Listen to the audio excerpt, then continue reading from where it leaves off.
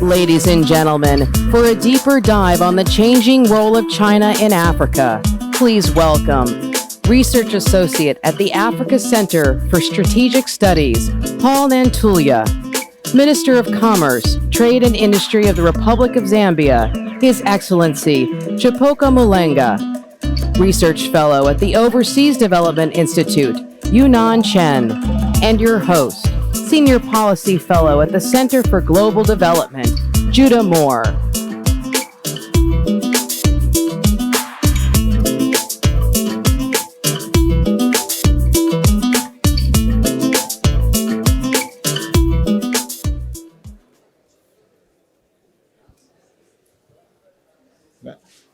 Hi, everybody.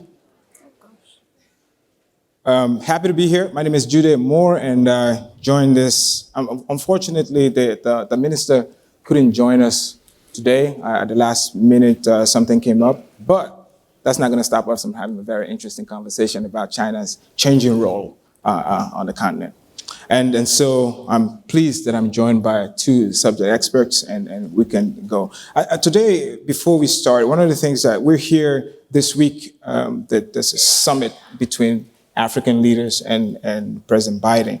And so I wanted to start off by saying, are there any best practices that, say, the Americans can learn from the Chinese? The Chinese have been doing this since 2000.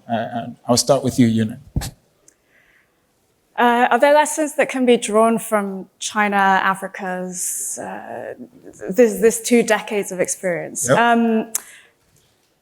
I think there are areas where, there are merited criticisms of how Chinese actors and Chinese finance has engaged in the continent. But there are certainly lessons that can be drawn from how China has engaged on the political level and the bilateral level with African economies.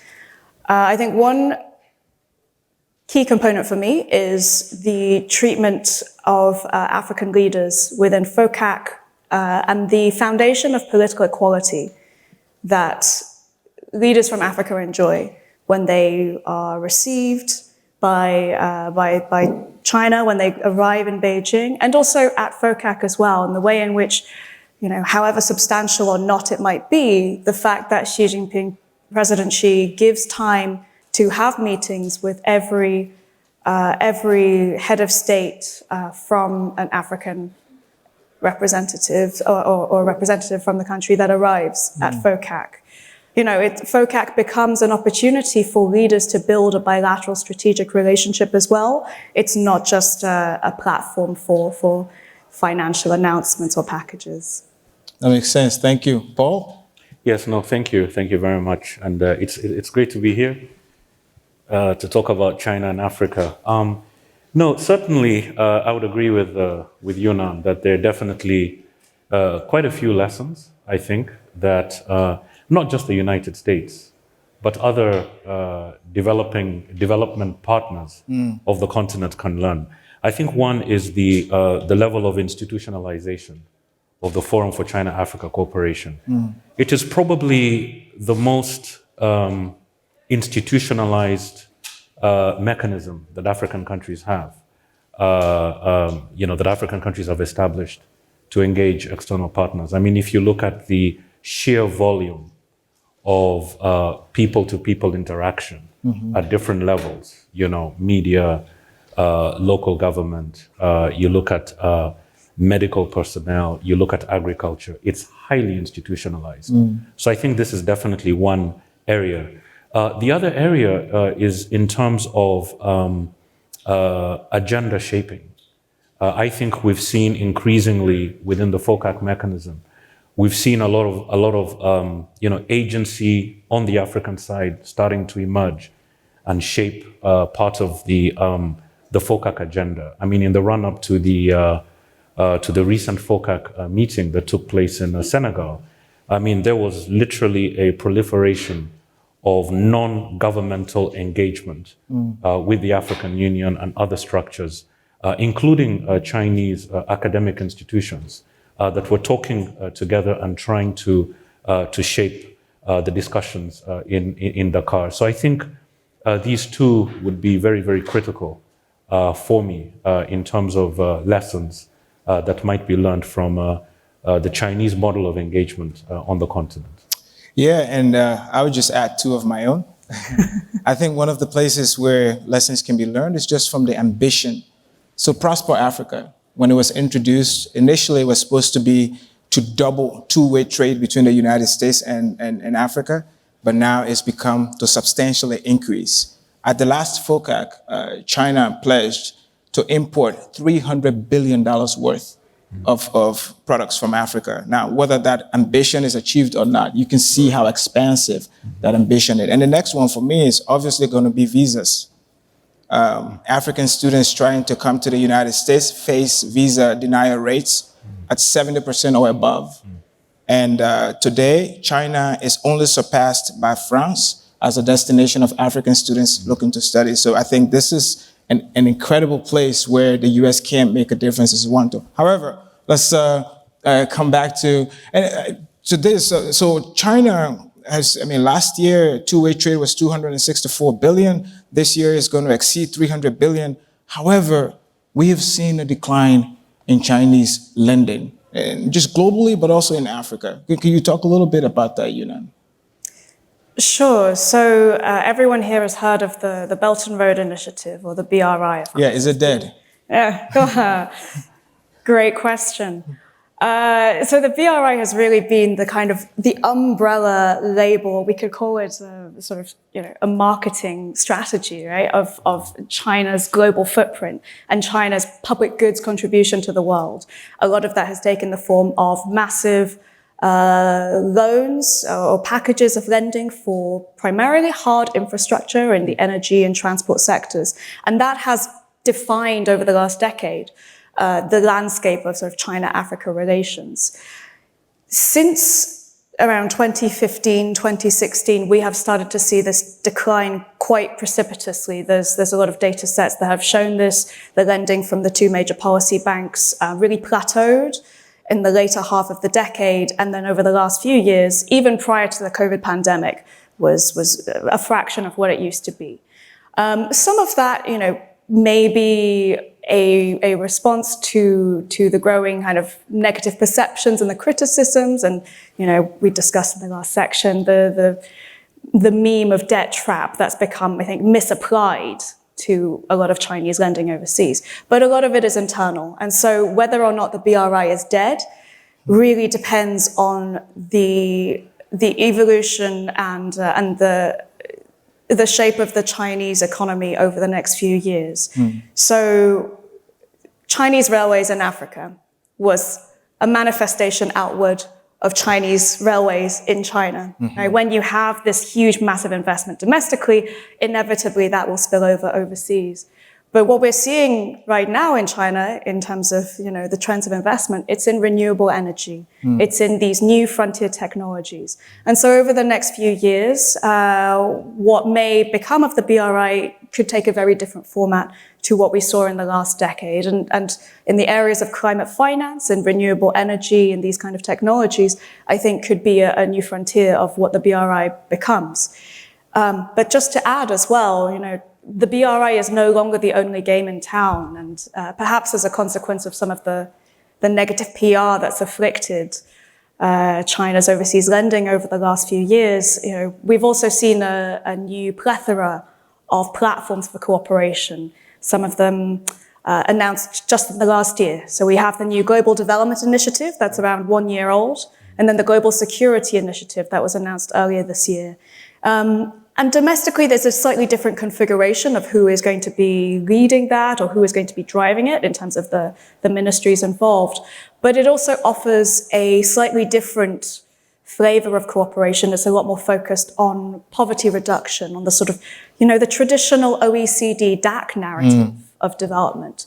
So there will be more cooperation in other areas like health and agriculture that we'll see through these other platforms. Sure. So Paul, Yunus talked about cooperation, but China's foreign policy in Africa has not only been economic, right? The two commanders of the US Africa Command have spoken about Chinese military ambitions on the continent.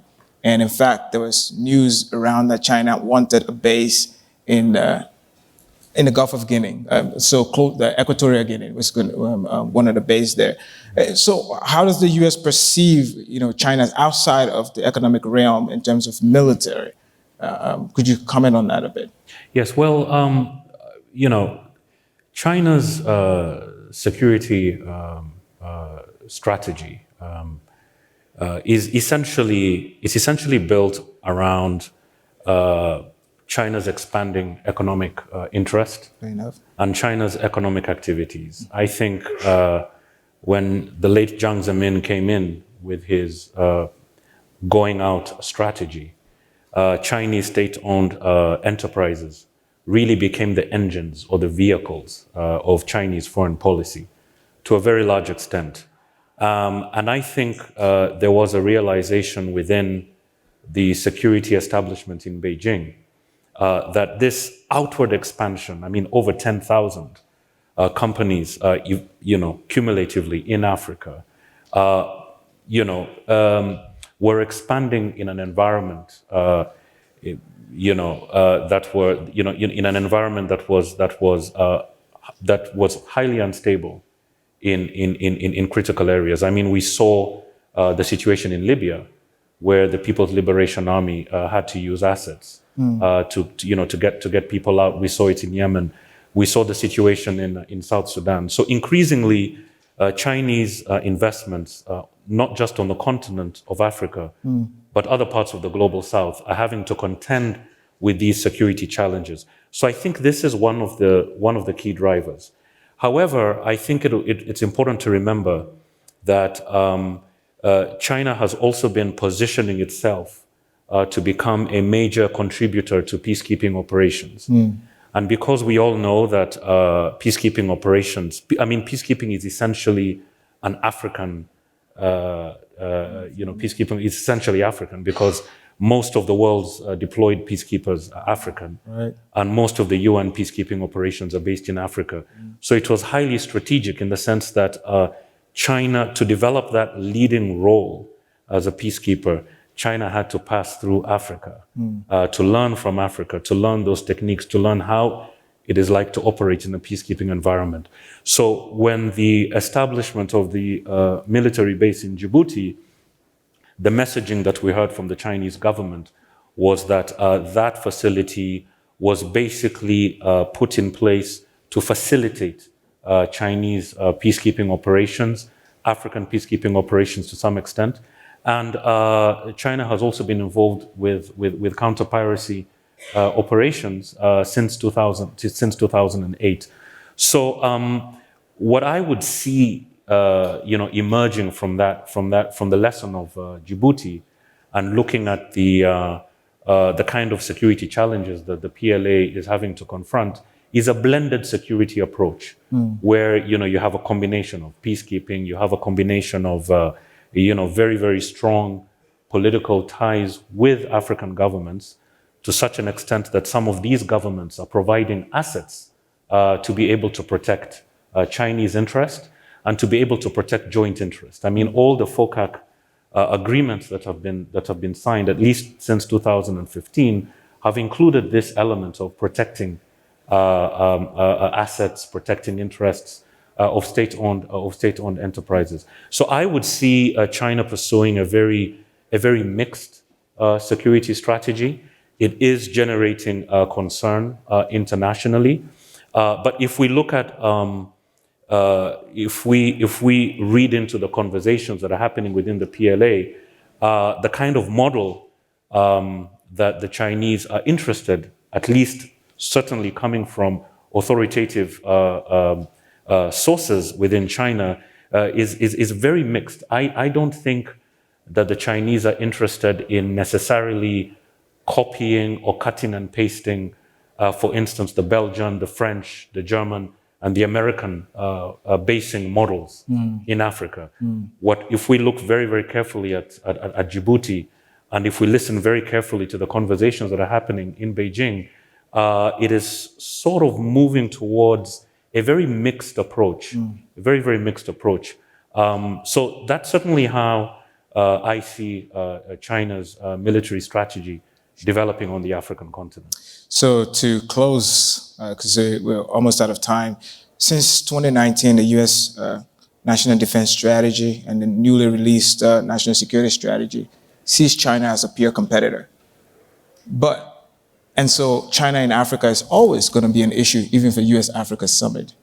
But how does each of them, I mean, unfortunately, you speak for China and then you speak for the United States, how does each of them see Africa's place in the world? Because Africans have ambitions of their own in how to see themselves in the world. And for the two largest economies in the world, how to deal with them. How do they reflect on Africa's own place in the world? I'll start with you, Yunnan. I think there's a commonality between the US and China when it comes to Africa, in that the level of priority assigned to Africa as a region for both of these superpowers is low. Neither are on the sort of top shelf of overseas diplomatic interests or overseas trade interests. And, you know, it's an unfortunate reality that the Africa region is kind of becoming this strategic playground for a new great game in development. But having said that, I think the geopolitical rivalry can be a boon for African economies if they are able to leverage it. And I think there are still areas where, you know, both sides, both the US and China, should see an interest in preserving development cooperation, particularly in the areas of finance and climate finance, in, you know, the COVID response and in, you know, capacity building in African healthcare sectors. There are clear areas where cooperation is still possible. I think China sees the African region as an area of opportunity. Right? There are some of the fastest growing economies over the last 2 decades. It's got a huge youth population. It's got a growing middle class market across a lot of the continent. These are aspects that Chinese firms, both private and state-owned enterprises, recognize as opportunities. And I think perhaps on the US side, this is something that in previous sessions, you know, we discussed about risk perceptions. This is something that has been a bit more of a weakness on the US side. All right. Thank you. Paul, take us home. How does the US see Africa and Africa's place in the world? Yeah, I think this is a very interesting.